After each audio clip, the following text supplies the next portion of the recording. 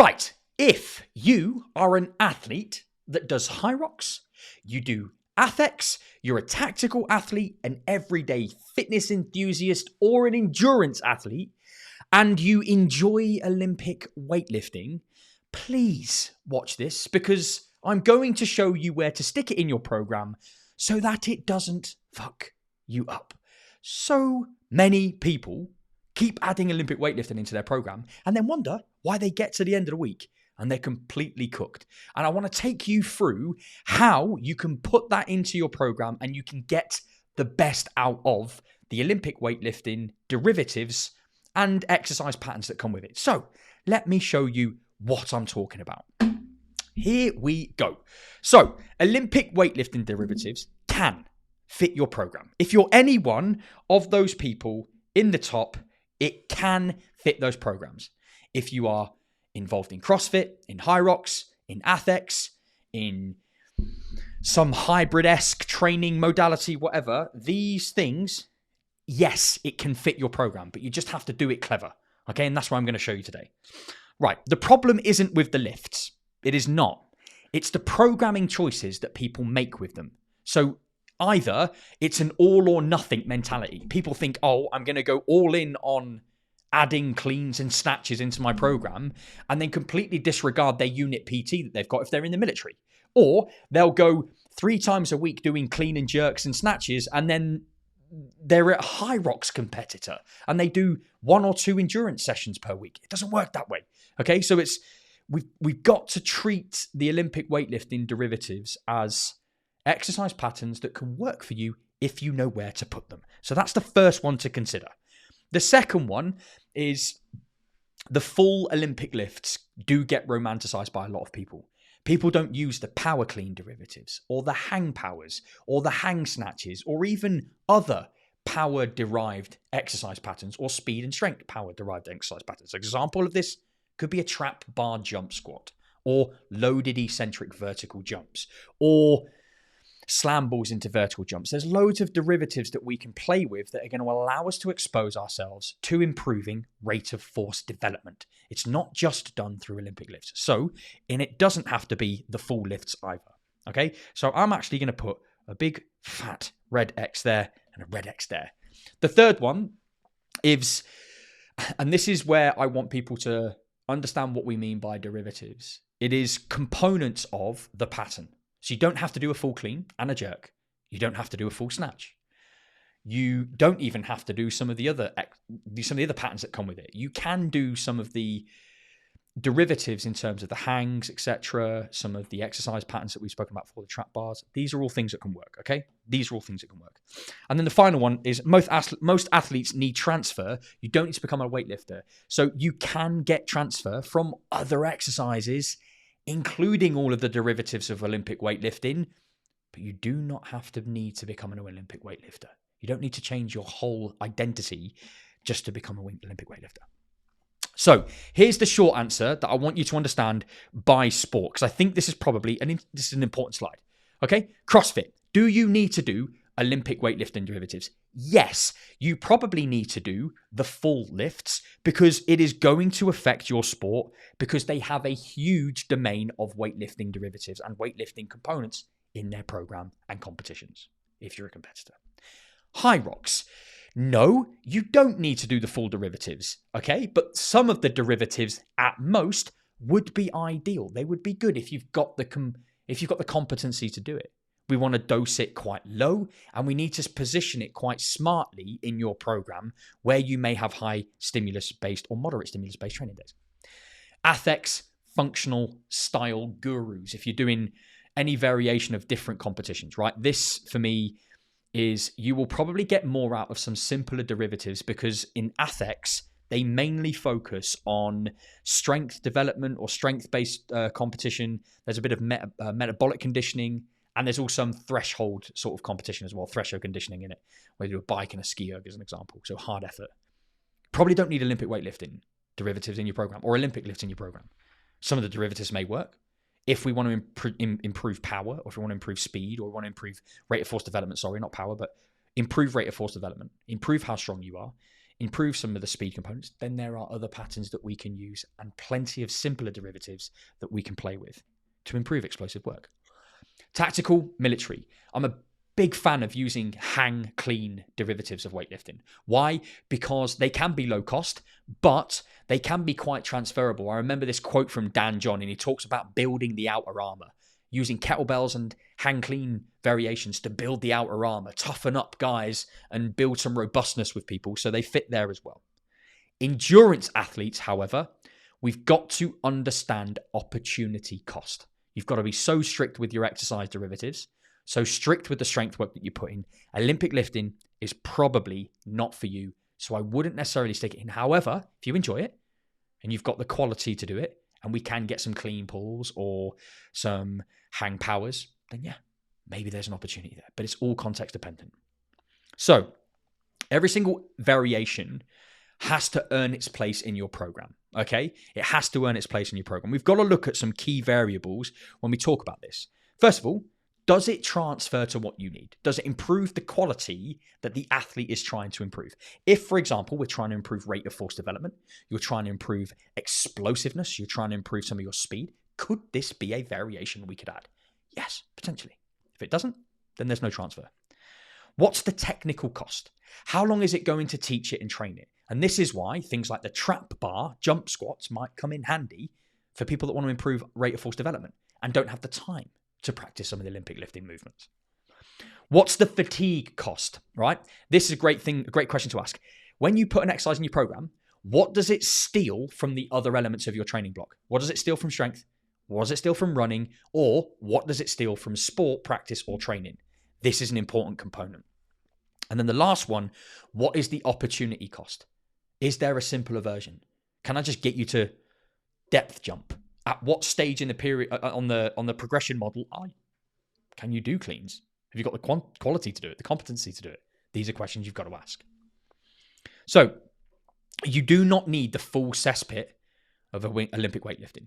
All right, these are only a couple of categories that I think are quite important and matter if you're going to use them and if you want to use them. First of all, there are teaching-based derivatives. So we talk about teaching-based derivatives. There's in movements that we can teach to you that are going to help you understand how to lift that way. One of them is, as an example, pause or tempo-based patterns. So we might play with the eccentric. There are muscle variations as well. We can do muscle cleans or hang muscle cleans. There are lots of different ways that we can play this. So again, teaching derivatives, I'd probably stay with pause and tempo sets or play with some muscle variations. Now, if I'm looking to improve speed and power, typically I would play with some of the hang variations and some of the shoulder to overhead type of movements. And these can be things like push presses, push jerks. Split jerks have their place, but they're technically quite a difficult movement. And this could be another variation where it would fit into your program or you could use it. So if speed and power are some of the components that you're trying to improve, then it's worth considering those. But again, there are other options. And again, we put here simpler, explosive alternatives. Are there simpler alternatives? Yeah. We can do pulls, clean pulls, high pulls. We can do jump shrugs. We can do trap bar jump squats or jump deadlifts. Easy patterns that we can play with in and amidst you trying to improve rate of force development, speed, strength, whatever it might be.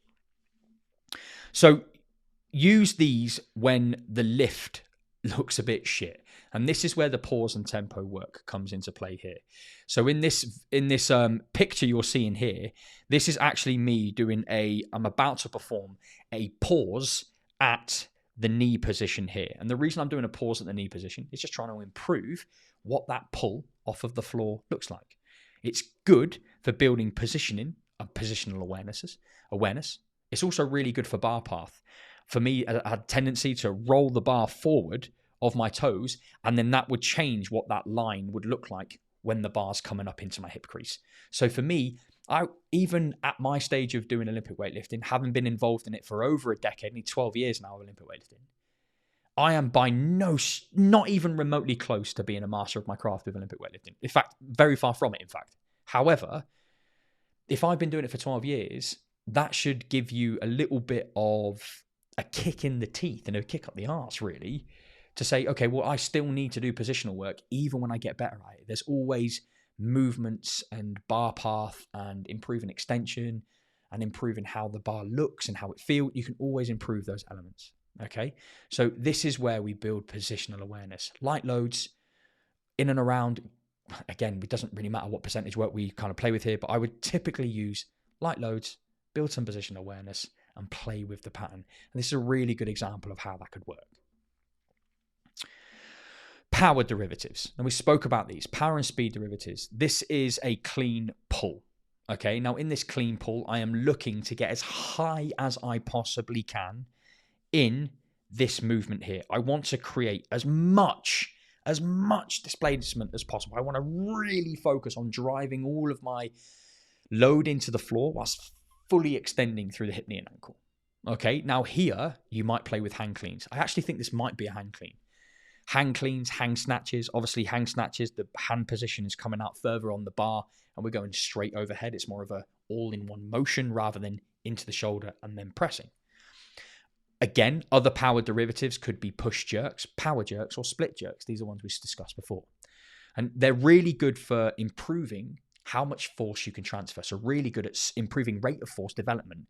And they can help with overhead work. It could be really, really a good suitable option for you if you are going to use it. But again, we've got to be careful where we put them in the program. Okay, got to be careful where we put them in the program. Some of the best Olympic lifting choices, which is not an Olympic lifting choice for me, pulls, high pulls. I've got you an example here of this trap bar jump squat, a relatively light load. I think this is at like 15 or 20%, for example. And all I'm trying to do is improve the height I'm jumping at. I'm trying and actively thinking about getting my head to the ceiling with this exercise pattern. So pulls, high pulls, jump shrugs, and things that are lower technical cost can be useful. If you are a high rocks athlete, if you're in athletics, even tactical athletes, this is where I would stay and play. I would genuinely stay and play, and I would mix this up in how I could play with these derivatives inside of my program and inside of my pathway. So how would this look in a block, in a session? In a session, this is how I would lay it out personally, because anything Olympic weightlifting based, or even the derivatives of those movements, they can be really useful at helping us with the main strength work. And some of the intention, I'm going to use the word intention, some of the intention that we have and the activation that we get from doing these patterns and how we transfer that into our main compound lifts. So for me, I would typically start with a ramp warm-up. I'll do a raise and an activate, a mobilize and a potentiate. I'd really work on getting my body warm first. I would then hit the Olympic lifting or power-based derivative. If I wanted to improve my rate of force development, I would hit it there. Then I'd go into my main strength work. I'd then do any secondary or accessory work before then finishing, if I was in a concurrent cycle, some variation of conditioning or midline work, whatever it might be. Okay, now this is how I would typically earmark out a training session. That's what I would typically do.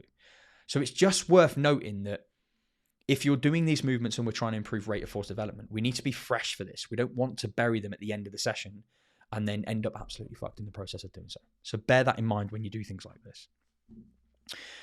How would I put them in a week? Now, we don't just plot them randomly. I see so many people go into the gym and just randomly put weightlifting derivatives or just like, yeah, finger in the air. Yeah, that'll do today. That's not what we want, right? Usually we want to place them on a high stimulus and a high demanding day because they allow you and they allow your nervous system to be in that state of readiness to do the exercise patterns that we want. And then have your low stimulus days as your low stimulus days. And if you've not watched those videos where I've spoken about how to structure a training program, go back and watch those videos because it's all within there of how I would do a Monday through to Friday or a Monday through to Sunday, how I would have high stims on certain days. So I'd have a Monday high stim, Tuesday would be low, Wednesday would be maybe high, Thursday would be low, Friday could be high. As an example, high to moderate. All right. And this is how you settle your days down and how you settle your program down so that you get the most out of that adaptation. Usually I'd pair it with strength and power. So if you're going to do an Olympic lifting derivative or a weightlifting derivative, guess what we can do? We can pair it with a back squat or a deadlift or some of the heavier compound lifts, some of the hinge patterns that you might be doing that day or the pressing patterns, whatever, right? Whatever. But I would pair it with some variation of strength or power derivative. Okay. I wouldn't throw it personally into a Metcon. Olympic weightlifting derivatives and the derivative components of Olympic weightlifting, trap bar jumps, etc.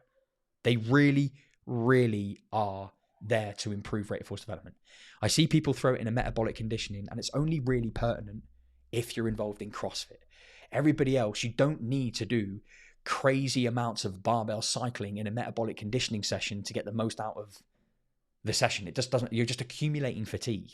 It's better suited to be one of those movements that's actually intent behind it. Okay. And then finally, make sure you respect your recovery and the sport or event demands that you've got. If you're doing high rocks, we've got to understand, is there a need for me to do any of the Olympic weightlifting lifts? Is there a need for me to do some of the derivatives? Maybe, maybe not. But placing them smartly and allowing you to think about recovery, that's the first thing I would be doing if I'm going into a training program. Okay. So, and I've put here, Olympic derivatives go in where you can express the most amount of intention behind doing them, get the stimulus you need, and then recover from it. If you just throw them in your program, it's pointless and you're not going to gain anything from it. Okay. So what does this look like with 4 different athletes? I'm just going to give you a really, really, really quick example of how this might come across. With a tactical athlete, I would probably say that you would want to load these on days that are carefully conflicted against your unit PT. So if I was thinking about a 7-day pairing, if you've got unit PT or regimental PT on a Monday, Tuesday, and Thursday, and a Friday, and you've got 4 days a week, you want to be really cautious about doing it. You might only choose 1 or maybe 2 of those days where you would add some Olympic weightlifting derivatives in. Okay. If you do an upper session or a circuit or an aerobic based session on the Monday, and you can afford the training load, I would then maybe look at doing it on a Monday afternoon. Could you then add in some variation of Olympic weightlifting work? Yeah, you probably could, as long as you don't cook the system, as long as you focus on the opportunity cost of doing the exercise.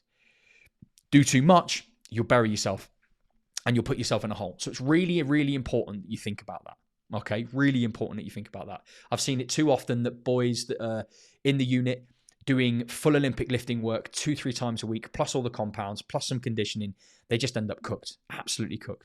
So for me, that's what I would do. If you are a military athlete, my 2 or maybe 3 recommendations, I would say the hang clean or the hang power clean is a great exercise alternative, and something like the power jerk or the push jerk. Really, really good to use, because you've already got a lot of fatigue in your training program from the week. That's the most important thing to consider. You have a lot of nervous system fatigue going on. So there's no point throwing more into the mix. It's understanding unit PT is going to give you the volume, your program is going to give you the intensity. And that's something that we do with all of our athletes. So something worth considering. So if you are a tactical athlete and you're watching this, be mindful of the power work and the stuff that you stick in, because it could end up being a little bit of a pain in the arse and hurt you. All right. So let's talk about the next grouping of athletes. We'll talk about ATHEX. All right. Now, ATHEX for me, I would say if you're doing 5 sessions a week and this is all you do, for me, I would probably look at some sort of full body stimulus, but lower focused strength work on the Monday. Yeah. That's maybe where I'd add in some of the power work or the Olympic lifting derivatives. Using things like the hang power clean, that would be quite a good transfer and exercise, or even things like a trap bar jump squat is another great alternative that you can play with. Tuesday would probably be something like an aerobic based session or a tempo and threshold session. Wednesday would then come into an upper strength cycle, and I just focus on upper strength. Yes, you could use the push jerk or power jerk derivatives. That might be okay if it plays its card. Right now, ATHEX this year is focusing on strict press as one of the markers. Could that have some cross relation and transference to it? 100%, without question. Thursday, I'd probably rest. Friday, I'd look at some mixed engine work, so some metabolic conditioning stuff that has a endurance domain to it, because you've got a metabolic conditioning piece in ATHEX as an example. And I'd maybe look at some skill stuff that you might want to do. Some lower skill movements, whether it's box jumps and offs, box jump overs and box jump on and offs. You might want to look at some pull-up variations as an example, or whatever it might be. And then that gives you Friday as a bit of a dynamic effort day where you can focus solely on rate of force development, and improving power, as an example. Okay? Which then gives you a bit of an optional easy day if you need it on Saturday, Sunday, or taking the day off. That's how I would look at those days in their entirety. Okay? You do need some explosive work in athletics, but not a massive amount. It's the same with everyday functional athletes. If you just want to stay functional, I've built hundreds and hundreds, if not thousands of programs for the everyday hybrid functional type of guy and girl. And they fit the bill really nicely in using that as an example. So if you are a hybrid athlete, an athletics guy or girl, a functional athlete, whatever you call yourself, this could be really useful. And I would maybe focus on 1 or 2 doses of Olympic lifting derivatives in your program so that it fits the mold. Okay, so just something to consider. You don't need loads of it. All right, you don't need loads of it. Right, high rocks. Now, if you are a high rocks athlete, I need you to understand something here. It is an endurance-based sport, so you probably need to bias more of that work. So you might have a lower strength derivative or a lower strength session on the Monday. You might have an aerobic base session or an aerobic derivative on the Tuesday. You might have some upper work or some mixed cardiovascular stuff on the Wednesday. You might rest on Thursday, Friday, threshold and race pace stuff with running, ski erg, rower, etc. Saturday might be sort of race simulations. You might play around with some high rocks half sims. And then that gives you a bit of an easier day off, maybe, or an easier run on the Sunday as an example, if you need to, some low level interval cadences or interval repeats. Where would potentially the derivatives add into your program if you're a high rocks athlete? Now, guess what? That depends. For me personally, I wouldn't really use them that much. If I was going to use any, trap bar jump squats could be one, or some jump shrugs. I might play with some hang power clean pulls or hang clean pulls, maybe some hang power cleans if they've got the competency and they enjoy them. But I would generally try and stay away from those derivatives, because if they steal any energy cost from running or from the other elements of endurance that you need for high rocks and skill work, then it's missed the point. So just be mindful of that is what I would say. Really careful with high rocks. And then finally, let's talk about endurance. So with endurance athletes, now it's highly likely that 4 days of your training week, if we were going to have a 6-day training week, are going to be taken up with runs. You're going to have an easy run on one day. You'll have intervals. You'll probably have some strength maintenance stuff, maybe some tempo and threshold work and some longer runs. So if you're only doing 1 or 2 strength sessions per week, for me, some medicine ball throws, some loaded jumps, some low-level plyometric work, that's probably all you need to dose. And it's really important if you're an endurance athlete that you think, what is the opportunity cost of me doing this? How much of this is taking away from my ability to go and do the endurance dominant stuff that I need to do? These are the hardest things that people come up with. So just be mindful of that when you're playing the card and when you're using any of the Olympic lifting derivatives in that fashion. So why do people still get this wrong? Mainly because they're chasing a lot of complexity. And when they chase complexity, they don't actually look at the transfer. Why is it there? Is it improving strength? Is it improving rate of force development? Is it having any crossover? All right. They then use the full lifts when a derivative probably would have done. If you're trying to improve rate of force development, you might be able to just do it with some jumps or some loaded jumps. Great. This one here, very fast barbell work under fatigue. So what we end up doing is we do a metabolic conditioning session. You do an AMRAP, and then you do barbell cycling at 60, 70, 80 kilos, which doesn't make any sense unless you are a CrossFit athlete. You ignore what the sport needs and what the sport requires. High rocks, endurance, athletics, really good examples of you not maybe needing it. Tactical athletes and CrossFit athletes, I can understand why you would use it.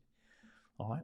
And you might love Olympic lifting, but it might not fit what you're doing. You don't have to wear it like a badge of honor. And coaches sometimes chuck it into a program without actually understanding its application and what it is used for and how we use it. And this is often where people's progress diminishes because they don't listen to those type of things and conversations they should be having. So I want you to take away from this, Olympic lifting is not mandatory at all. Okay? If you throw Olympic lifting in your program randomly, it is blind, it is random, and it's not going to give you really much buyback. I'm not saying it's useless, because it's absolutely not, but it's not essential for everybody. It is only as good as the way you select it and how you place it. So if you're a tactical athlete, a functional fitness competitor or some description, or CrossFit, there is some nuance with athletics. That's probably all I would really push it to. Everyone else, not really. It's not necessary. And that's an important delineation that we've got to make. All right. Like I said, most of you probably don't need Olympic lifting, and the derivatives of improving rate of force and strength will absolutely do. And this is the point around making better choices with Olympic weightlifting. And coming back to that point that a lot of people do not need Olympic lifting in their program. A lot of people do not need Olympic lifting in their program. And when it gets placed in a program, it gets lost because people just chuck it in, and it genuinely could be ruining your progress. So be mindful of it. I hope this video has been helpful. I hope it's given you a bit of a thought and an understanding about, do I need to do Olympic lifting? Probably not. But do stay tuned for any more. If you have enjoyed this, please, please, please do like it. Please share it. Please send it. Drop any comments below. I love these little whiteboard sessions. They really are at my wheelhouse. I like delivering them. I like creating them. So if you want more like this, please do drop any comments below of anything that you'd like me to cover. I look forward to seeing you and welcoming you into the next video. So I'll speak to you all soon.